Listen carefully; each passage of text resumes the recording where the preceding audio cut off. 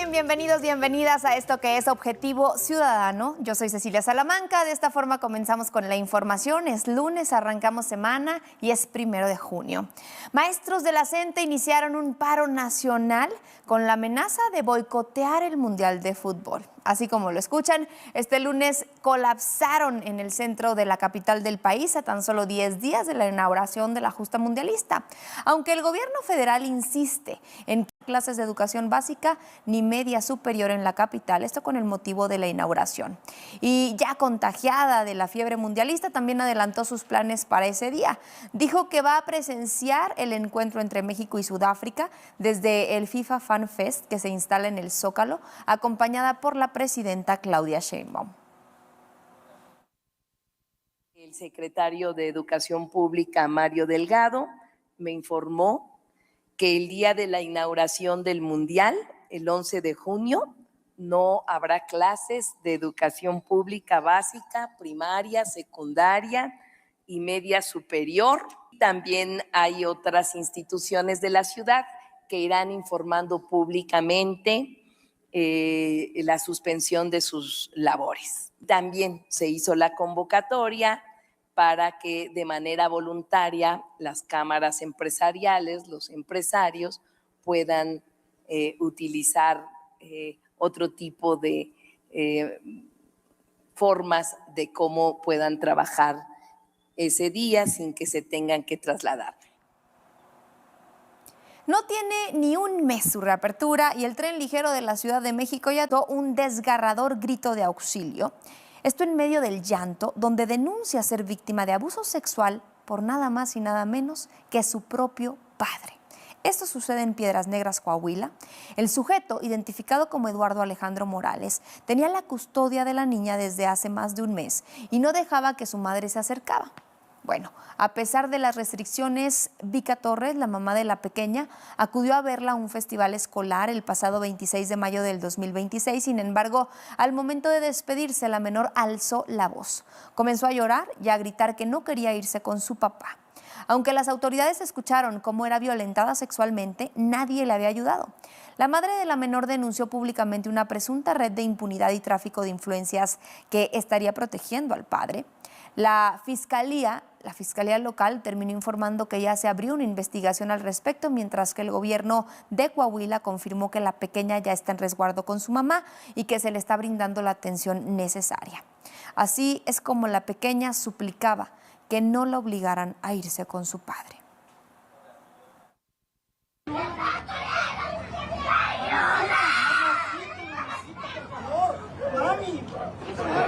Después de lo que le platicó la niña, porque dejaste la tos, sí. El museo de mi hermana, tengo todas las fotos. Mamita, no va a pasar nada. Y yo me dormí con mi papá. Y luego una noche me desperté de golpe y veo que me está tocando mis partes íntimas y me agoté muy rápido. Y desde ahí yo tuve ese pensamiento hasta ahorita. Y yo no me quiero ir con mi papá porque eso está muy mal.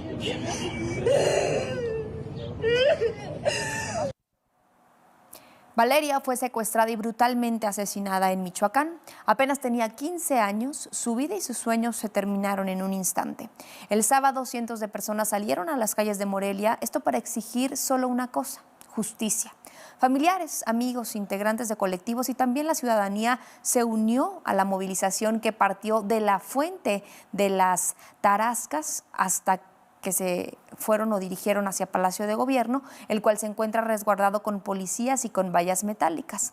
A pesar de que era una marcha pacífica, el gobernador Alfredo Ramírez Bedoya mandó resguardar el inmueble, donde los manifestantes únicamente colocaron veladoras y cartulinas en las que pedían que el caso no quede impune. Culminó con la captura de 5 presuntos integrantes del cártel Jalisco Nueva Generación. Se desataron narcobloqueos y la quema de vehículos. Esto fue en al menos 4 puntos de Zitácuaro el pasado pasado sábado.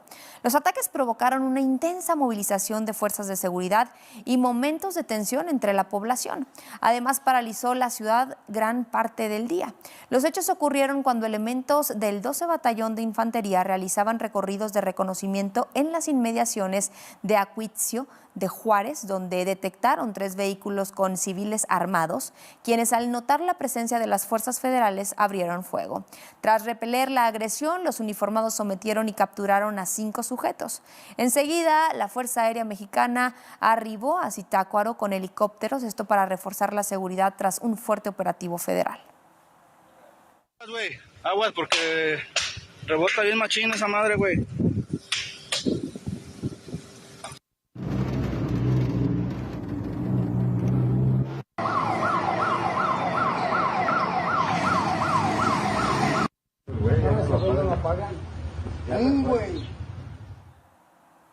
Al menos 7 personas fallecidas y una herida es el saldo de una fuerte riña al interior del centro penitenciario de Aguaruto, esto en Culiacán, Sinaloa. Elementos de la Policía Estatal pues entraron directamente a la zona de este conflicto para someter a los internos involucrados. Al mismo tiempo, patrullas y elementos de la Guardia Nacional y del Ejército rodearon la parte exterior de las instalaciones y las torres de vigilancia, esto para poder evitar posibles fugas o apoyo del crimen desde afuera. En un video, el secretario de Seguridad Pública de Sinaloa, Sinue Telles, informó que se comunicaron con los familiares de 5 de los 7 reos que perdieron la vida en este altercado. Las visitas al penal se mantienen suspendidas y la Fiscalía del Estado ya investiga lo ocurrido. Hubo una riña en el interior del penal, donde lamentablemente fallecieron 7 personas privadas de la libertad y una más se encuentra herida. El personal de trabajo social está comunicando a las familias de las personas privadas de la libertad que fallecieron. Hasta el momento se ha contactado a 5 de las 7 familias. La violencia se desató ahora en Baja California Sur y es que se registró una balacera en Los Cabos, en la que lamentablemente muere un ciudadano estadounidense. Los hechos sucedieron entre la noche del sábado y la madrugada del domingo durante un operativo realizado por el Ejército en San José del Cabo, donde se detectaron a hombres armados a bordo de varios vehículos. Los uniformados fueron agredidos por los presuntos delincuentes y repelieron el ataque. 2 elementos de la Secretaría de la Defensa Nacional resultaron lesionados, así como 5 civiles que se encontraban en esa zona. Entre los lesionados estaba un hombre de 31 años, originario de California, que falleció mientras recibía la atención médica. Los otros lesionados son un hombre de 35, 2 mujeres de 43 y 65 años, así como un menor de 14. Todos con herida de bala. De los 2 militares lesionados, uno presenta heridas que ponen en riesgo su vida. Golpe al crimen organizado. La Fiscalía General de la República descubrió un presunto narcotúnel con una longitud aproximada de 265 metros y 6.30 metros de profundidad. En un inmueble de Tijuana, Baja California, que conectaba directamente con San Diego, California. Durante el cateo, los agentes federales decomisaron cartuchos útiles, teléfonos celulares y diversas dosis de metanfetamina y marihuana. Las autoridades determinaron que la propiedad operaba como un centro de almacenamiento logístico para el tráfico ilegal hacia Estados Unidos. El operativo concluyó sin personas detenidas. Vaya trago amargo el que pasaron ayer pasajeros de un transporte turístico del Grupo Xcaret, utilizado para el traslado de visitantes del Parque Xel-Há en Cancún, Quintana Roo. Bueno, se salieron de la carpeta asfáltica. El hecho ocurrió sobre la carretera federal 307 a la altura de la localidad de Chemuyil, cuando el camión fue impactado por una llanta que presuntamente se desprendió de una unidad de carga en movimiento. El conductor resultó con lesiones y fue llevado al hospital. Del resto de los pasajeros, en su mayoría extranjeros, todavía se desconoce su estado de salud. Tremendo susto se llevaron los competidores de una carrera atlética y bueno, fue atlética e hidráulica organizada precisamente por la Marina en el municipio de Cozumel, Quintana Roo. Todo porque aparece un cocodrilo. El avistamiento de este ejemplar ocurre en los alrededores de la ruta donde competían decenas de menores de edad, lo que, bueno, sin duda genera la alerta inmediata entre los organizadores y también las familias que se encontraban presentes en el desarrollo de la justa deportiva. Vea las imágenes.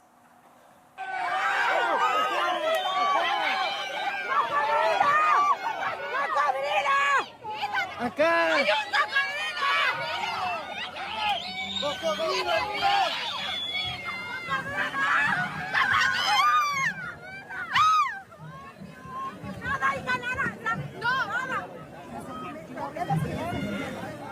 Tras 13 días de negociaciones y protestas, la zona arqueológica de Chichén Itzá fue reabierta al público ya este lunes, tras alcanzar un acuerdo entre autoridades y grupos de comerciantes que mantenían un conflicto por la reubicación de espacios de venta. A través de un comunicado, el Instituto Nacional de Antropología señaló que la reapertura fortalece la actividad turística y genera condiciones adecuadas para el desarrollo de las actividades económicas de las comunidades. Entre los acuerdos destaca que no habrá desalojos ni se permitirá aumentar el número de vendedores autorizados dentro del sitio arqueológico y que actualmente está conformado por 666 comerciantes en la zona. El ingreso de visitantes se va a realizar exclusivamente a través del Centro de Atención a Visitantes, mientras que 264 artesanos sí aceptaron trasladarse a los locales del nuevo Gran Mercado de Artesanías, un espacio específicamente creado para ordenar la actividad comercial alrededor de este sitio. Captaron a un mando de la Policía Bancaria e Industrial de la Ciudad de México humillando a un compañero por supuestos errores. En las imágenes que ya va a ver, se observa cómo le arroja agua con una cubeta y lo obliga a correr frente a otros elementos mientras presuntamente es exhibido y sometido a un castigo. Los hechos habrían ocurrido en la base ubicada en Robles Domínguez e Insurgentes, en la alcaldía Gustavo Amadero. Tras la difusión de este video, la Secretaría de Seguridad Ciudadana informó que ya investiga este caso. La grabación ha desatado indignación y cuestionamientos sobre el trato al interior de esta corporación. La pregunta es, si así se tratan entre compañeros, imagínense cómo tratan a los ciudadanos. Tres presuntos punks fueron trasladados ante un juez cívico tras protagonizar una riña con policías. Esto fue en la estación Buenavista de la línea B del metro en la Ciudad de México, tras ingresar sin pagar el acceso. A través de un video que se hizo viral en redes sociales, se observa a una mujer policía intentando sujetar a uno de estos jóvenes que está vestido de negro. Instantes después, otra joven interviene y la situación escala hasta convertirse en un enfrentamiento físico entre los involucrados y, por supuesto, también los elementos de seguridad.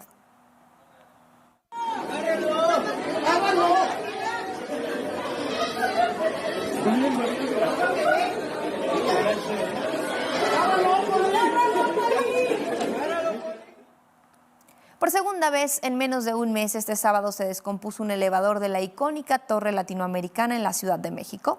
9 personas quedaron atrapadas en el 8º piso. Bomberos realizaron el rescate y aunque no hubo lesionados, 3 de los afectados requirieron atención por crisis nerviosa tras permanecer ahí encerrados. Este incidente revive las alarmas, ya que apenas el pasado 17 de mayo recordarán que ocurrió una situación similar. Lo platicamos en este espacio.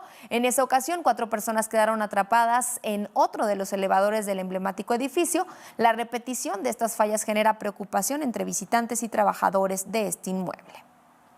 El primer caso de gusano barrenador en personas reportado la semana pasada en la Ciudad de México no se originó en la capital del país, resulta que fue importado de Oaxaca. Las autoridades sanitarias aclararon que la persona afectada, un menor de edad, contrajo la miasis en aquella entidad y fue atendida en el Hospital Pediátrico de la Villa. La confirmación llegó un mes después de la aparición de esta infección en un perro, esto en la comunidad de Topilejo, en la alcaldía Tlalpan. En un comunicado en redes sociales, la Secretaría de Salud de la Ciudad de México informó que este paciente, así como 2 más que contrajeron la infección en Hidalgo y Puebla, atendidos en la Ciudad de México, ya fueron dados de alta. La autoridad sanitaria señaló que no existe un riesgo para la población, ya que no se da una transmisión de persona a persona. Un perro se convirtió en protagonista inesperado de las redes sociales, esto luego de causar un auténtico desastre en la colección mundialista de sus dueños. Este animalito fue captado a través de un video después de haber mordido varias páginas de un álbum del Mundial, dejando estampas rotas y parte del contenido inservible. Al parecer encontró en el álbum un juguete con el que se pudo entretener. El reparto de programas sociales y becas no han logrado sacar a millones de jóvenes de la inactividad. Muchos siguen formando parte del grupo conocido como ninis. es que ni trabajan, ni estudian, ni nada. ¿Por qué los apoyos económicos no están cambiando la realidad de este sector? Aquí le platicamos. Mérida, exsecretario de Seguridad en el gobierno de Rubén Rocha Moya. Para esto, mi compañero Claudio Ochoa estuvo en este primer cara a cara con la justicia estadounidense. Claudio, te escuchamos. Buenas tardes. Cecilia, qué gusto saludarte a ti y a toda tu audiencia en Objetivo Ciudadano. Déjame platicarte que fue un día atípico en comparación con los otros juicios que hemos podido cubrir aquí en Latinos. El de Genaro García Luna. Ha sido básicamente lo que sucedió este día. Las dos frases de la jueza son lo que quedan para recordar, y entre líneas y no líneas, y entre lo que la jueza dice oficialmente y entre lo que se habla en México, estará el debate centrado, Cecilia. Ahí la información. Gracias, Claudio. Buenas tardes. Sobre el caso de Sinaloa, Marco Antonio Almanza, ex jefe de Policía de Investigación de la Fiscalía del Estado, salió a desmentir que se hayan entregado a las autoridades estadounidenses. El sábado, a través de un video grabado en el Jardín Botánico de Culiacán, aseguró que la información es falsa y también acusó a algunos medios de desinformar. El rumor surgió el viernes, 3 días después de que se presentara a declarar ante la Fiscalía General de la República, esto en Culiacán, y luego de que Gerardo Mérida Sánchez y Enrique Díaz Vega, exsecretarios de Seguridad y de Finanzas de Sinaloa, respectivamente, sí se entregaran a autoridades estadounidenses. Según el expediente del Departamento de Justicia de Estados Unidos, Almanza aparece identificado como R1 y había recibido pagos mensuales de hasta 300,000 pesos del grupo criminal, esto entre el 2017 y el 2022. Durante el evento para presumir los logros de su gobierno. Primero se realizó un carrusel de transmisiones desde 30 estados de la República, donde gobernadores hablaron de soberanía y resistencia frente a presiones externas. Llamó la atención la de Tabasco, donde estuvo presente Andy López Beltrán, quien no quiso dar declaraciones. Luego se dio paso a la presidenta Sheinbaum, que abordó lo que ella considera sus mayores avances en materia de educación, apoyos sociales y economía, pero la parte más dura llegó cuando entró al terreno de la relación con Estados Unidos. No mencionó al presidente Donald Trump, pero todo lo que dijo apuntaba hacia él. Al abordar los señalamientos de Estados Unidos contra funcionarios y exfuncionarios de Sinaloa por nexos con el narco, la presidenta de México salió en su defensa. Indicó que cuando desde el exterior se dicta quién es culpable y quién no, ya no se habla de cooperación, sino de una injerencia. Reiteró que México no es piñata de nadie e incluso dejó entrever que Estados Unidos pretende influir en la elección del 2027 en nuestro país. Al cierre de su evento, en el que se congregaron más de 130,000 personas, la presidenta Claudia Sheinbaum llamó a la movilización ciudadana y a la defensa de la soberanía. Aquí lo que dijo. Cuando desde el exterior se dicta quién es culpable y quién no, ya no estamos hablando de cooperación, estamos hablando de injerencia. Es realmente un interés legítimo para combatir a la delincuencia organizada, o quizá estamos viendo cómo sectores de la ultraderecha estadounidense utilizan a nuestro país para posicionarse rumbo a sus elecciones del 2026. ¿O acaso pretenden influir en la elección de 2027 en nuestro país? Porque primero hay que tenerlo claro, vienen por unos, luego por otros, hasta que oficinas del Departamento de Justicia se vuelven el principal elector de México. Eso no lo podemos permitir. México no es piñata de nadie. Los expresidentes Vicente Fox y Felipe Calderón reaparecieron actual y después los llamó hipócritas. Lamentó que en el conservadurismo no exista la autocrítica y también cuestionó que ambos expresidentes hayan llamado, según dijo, a regresar a la guerra contra el narco. La presidenta Sheinbaum señaló que ella se encuentra muy tranquila, pues cuenta con un amplio respaldo ciudadano. Respecto al tema de la gobernadora de Chihuahua, la panista Maru Campos, reiteró que no está imputada en ninguna investigación, que el caso sobre la operación de agentes de la CIA en la entidad es llevado de manera autónoma por la Fiscalía General de la República y que no se trata de un asunto político. Esto dijo sobre los expresidentes. No sé qué tan populares sean. Monsiváis, como lo dije ayer, decía que la doctrina del conservadurismo es la hipocresía. Y la verdad, pues sí hay mucha hipocresía. Mucha hipocresía. O sea, no hay autocrítica de lo que pasó en ese periodo.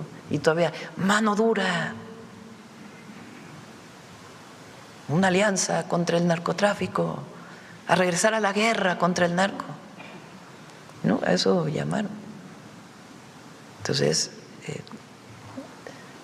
yo estoy muy tranquila, muy serena. Luego de estar 10 días prófugo de la justicia, Jesús Corona Damián, presidente municipal de Cuautla, por fuerzas federales en cumplimiento de una orden de aprehensión emitida por la Fiscalía General de la República. La captura del alcalde se da en medio del operativo Enjambre que las autoridades mantienen en Morelos, esto para detener a servidores públicos investigados por presuntamente estar relacionados con actividades ilícitas, por ejemplo, extorsión. Corona ganó la alcaldía de Cuautla 2 veces, primero fue con Morena y después con PRI, PAN y PRD. En febrero del 2025 circuló un video en redes sociales donde Corona Damián aparece compartiendo mesa con el presunto jefe de plaza en Morelos para el cártel de Sinaloa, que es Júpiter Araujo, alias El Barbas. Escándalo en la unidad antisecuestros de Hidalgo. La Procuraduría General de Justicia del Estado de Hidalgo inició ya una investigación interna contra Manuel García Guzmán, el titular de la unidad especializada en combate al secuestro. Esto luego de que a través de las redes sociales circularan videos en los que presuntamente aparece participando en una reunión con bebidas alcohólicas dentro de las instalaciones gubernamentales. Aunque hasta el momento no se ha determinado cuándo ocurrieron los hechos y si es que se utilizaron recursos públicos durante esta presunta convivencia, las grabaciones fueron suficientes para que las autoridades iniciaran una revisión de este caso. La Comisión Permanente emitió la declaratoria de validez constitucional de la reforma judicial. Nuevo presidente, ningún candidato logró más de la mitad de los votos, por lo que va a tener que darse una segunda vuelta electoral. Con el 98.7% de las mesas escrutadas, Abelardo de la Espriella obtuvo 43.73% de los votos, equivalente a 10.3 millones. Iván Cepeda alcanzó el 40.91% con más de 9.6 millones de sufragios, mientras que la conservadora Paloma Valencia quedó en tercer lugar con el 6.92% de los votos. Ante estos resultados, la segunda vuelta se va a llevar a cabo el próximo 21 de junio. El candidato Abelardo de la Espriella agradeció a través de redes sociales a los más de 10 millones de colombianos que le dieron su voto y aseguró que terminarán derrotando a la tiranía. El que no está nada contento es el actual presidente colombiano Gustavo Petro. Denunció que hubo irregularidades en los preconteos de votos y que no acepta los resultados. Algo que salió de lo común fue que la Fiscalía detectó que al menos 77 colombianos reportados como desaparecidos votaron en esta elección presidencial. Tras verificarse su presencia, se expidieron sus actas de supervivencia y sus nombres fueron retirados de los registros oficiales de personas no localizadas. Por lo pronto, hay 2 principales candidatos para suceder a Gustavo Petro. El primero es el abogado y empresario de 47 años, Abelardo de la Espriella, que con su movimiento Defensores de la Patria irrumpió en la política con un discurso derechista radical. Es admirador declarado de líderes conservadores como Nayib Bukele y también Javier Milei. El otro es Iván Cepeda, de 63 años, del partido Pacto Histórico. Va encaminado a continuar la senda progresista iniciada por el actual presidente en el 2022. Caos en París tras consagración del Paris Saint-Germain. Resulta que la celebración por un nuevo título de la Champions League de este equipo terminó envuelta en violencia en distintos puntos de Francia. Los festejos de los aficionados derivaron en graves disturbios que dejaron un saldo de 1 muerto, 800 detenidos y más de 200 heridos. Aficionados se congregaron cerca de la Torre Eiffel, esto para aclamar a los jugadores que realizaban un desfile de la victoria de ayer. Pero bueno, al igual que el año pasado, las celebraciones se vieron parcialmente empañadas por graves actos de violencia callejera, esto en los que 57 policías también resultaron heridos. Algunas fachadas de tiendas en la llamada Ciudad de la Luz fueron totalmente destrozadas, mientras que los alborotadores también incendiaron automóviles y puestos de bicicletas de alquiler. Por cierto, en este partido, la mexicana Majo González se convirtió en la primera mujer de habla hispana en narrar un final del torneo continental más importante de clubes. Aquí las lamentables imágenes.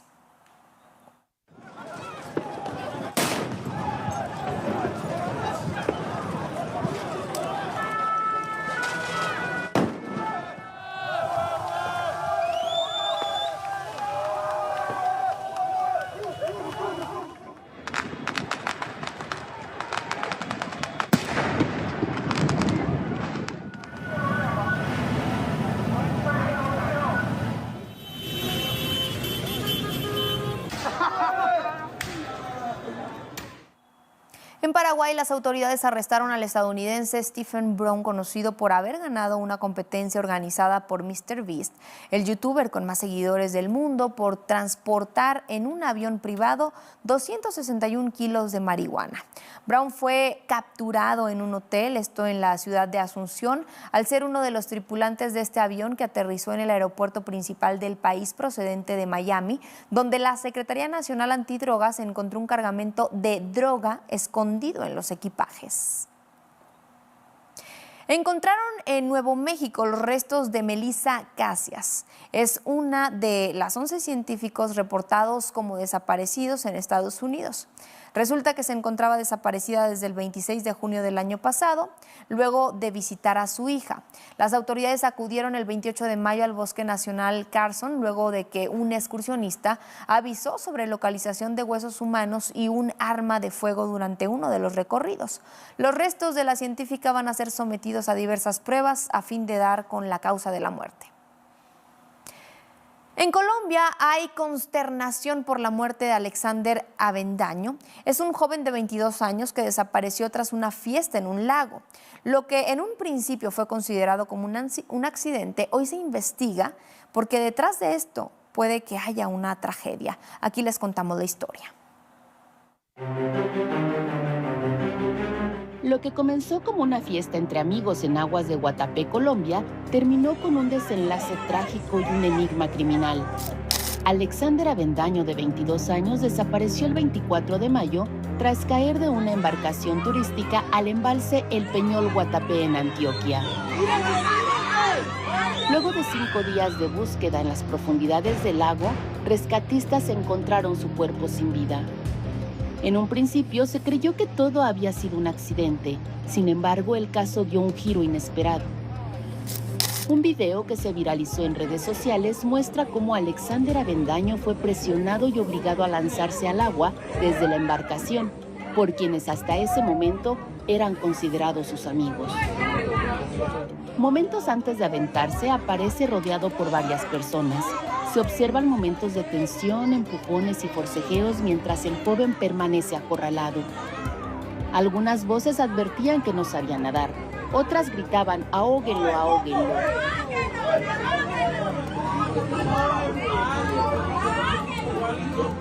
Pero nadie hizo algo para detener la agresión.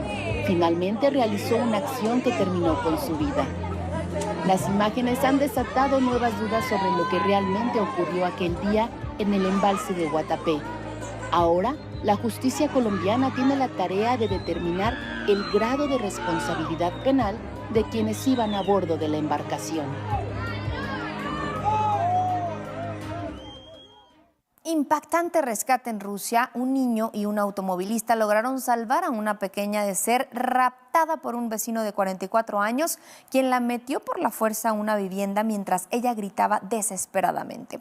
El valiente amigo de la menor intentó impedir el secuestro sujetando la puerta y pidiendo auxilio hasta que una mujer llamada Julia escuchó estos gritos desde su auto. Vean las imágenes.